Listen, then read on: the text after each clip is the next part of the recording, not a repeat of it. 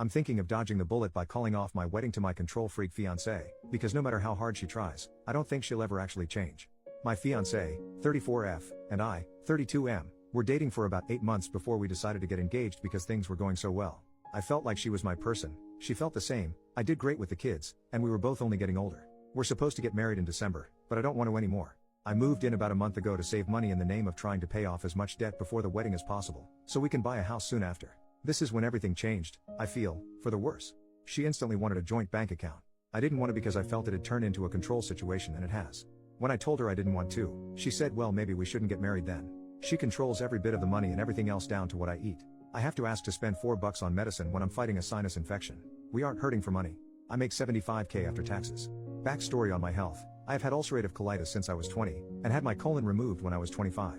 I literally have to eat more than I used to because I don't absorb everything like a normal person. She gets mad at how much I eat. I have to sneak food at work. I've tried to explain it to her and so has her mom, but she doesn't get it still. She tells me I have to work at least 70 hours a week Monday through Friday and what I can on Saturdays when we don't have the kids, so we have extra. We don't have any kids together. She has 3 kids from her previous marriage. I don't spend money on anything. I use my personal money so I have the amount of food I need. This was a fight to get what food I do have for work. Proper nutrition and rest, which if I want to sleep in, I get fussed, are super important due to my health. If I mistakenly take something that was for the kids, I get in big trouble. Even if it just cost $1. Or even if I don't take some leftovers to work that I try to leave for others so I'm not greedy, I get blamed for wasting food even though she didn't tell me to take it and has yelled at me for taking too much. So damn if I do, damned if I don't, right? She shows little to no affection. I work 12 hours on my short days, and around 15 on my long days. I only have 1 or 2 short days a week. I'd like to feel wanted and desired when I come home. But I feel nothing. I don't ever get a hug, kiss, or any kind of excitement when I get home after a long day. Some of the long days mean I don't see her for 2 or 3 days at a time. There's no sort of excitement, just what more can you do around the house? Hell, I've even gotten in trouble for sitting down for 10 minutes when I got home one day because I need to use my time better. I take care of everything around the house, such as yard work, home repairs, doing everything else when no one feels like it. Heaven forbid me if I forget to do one thing after a long day. Getting help from the kids is a chore. I'm feeling used and much like I'm just here to give money, do as much as I can, and if I bring something up, it gets turned back on me. Am I crazy for not wanting to go through with this? We already had a talk about how I can't live like this, and it was good for a couple days, then back to the regularly scheduled program. So I don't feel like anything will ever change, ever. When we had the talk she straightened up a bit, but over the next few days, she made jokes about what I brought up, so I feel like it meant nothing to her at all. I don't know what to do. Update, 1 week later, I'm leaving my fiancé and starting over. We had an additional talk. And some of y'all stated that she will say what I want to hear and then it goes back to the same old crap, and you were 100% right. I've been playing the game and seeing her responses on things. She flips the responses to seemingly be different than they were when really she's just saying the same thing. For example, I explained that I was still hungry after dinner and she said word for word, I think you should just focus on not being hungry, then you won't want to eat. So I just grabbed a water and went about my business. Like, are you kidding me? Right after we had the discussion about my body and my condition. Anyway, I've got a plan together. I won't be able to enact this plan till Friday next week. The car we got is in both of our names, but I'm only on the loan as a cosigner. So I'm getting a rental, because I can afford it when some psycho isn't controlling my money, and I'm loading everything I can in there and heading out of town while she's at work. I'll be going to my parents in the next state over.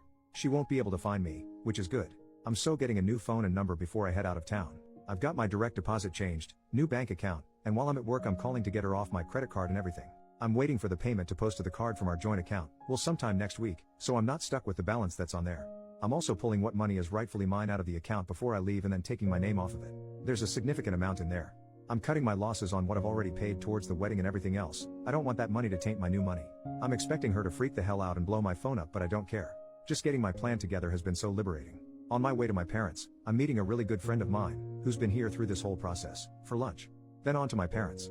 I haven't even told my parents yet, so they don't know. I've got all these crazy ideas of things I want to do and will finally be able to do once I'm out, and it feels so damn good. I can't wait. I don't know if I'm more anxious to get back to who I was, or more anxious about her reaction. Either way, I don't care.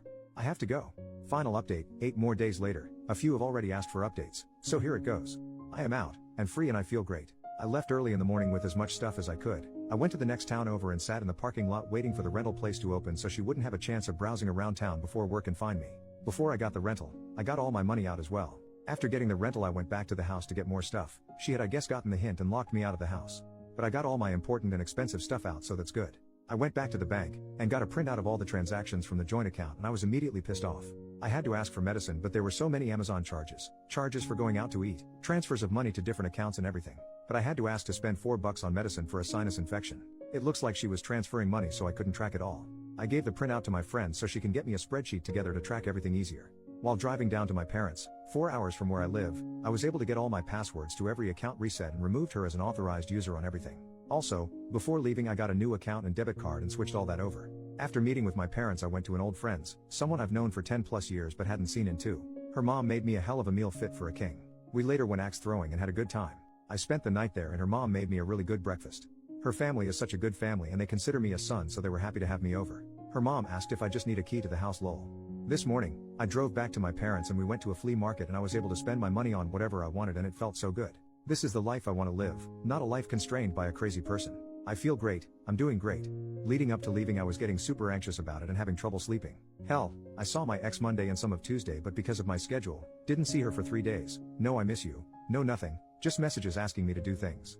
Also, on the way down, she didn't try to contact me at all. I left Messenger open and will until everything is buttoned up, but everyone else is blocked on everything. She did try to contact my parents but they didn't answer, thankfully. I've got quite the road ahead of me to get where I want to, but it'll be an easier road to travel than what I was doing. I've already contacted a flight school and will be enrolling to get my private pilot's license in the next few months and I can't wait. It's been a huge dream of mine since I was little. This has been the best thing I've ever done for myself and my well-being. Looking forward to see where things go and where I can take it. Thank you guys again for the sound advice. Only thing I have left to button up is the vehicle we bought, but I ran out of time. I've got a meeting with a lawyer next week to get it taken care of. Much love to y'all. Update, 1 more month later, OP leaves a final comment. I haven't signed on since my last update, but we traded in the car we had together and I got myself something new free and clear of her name. She had 2 friends show up to the dealership. A male friend and female friend. Made me laugh because I showed up with no one. Finally got all my stuff as well. She waited till the last day of course.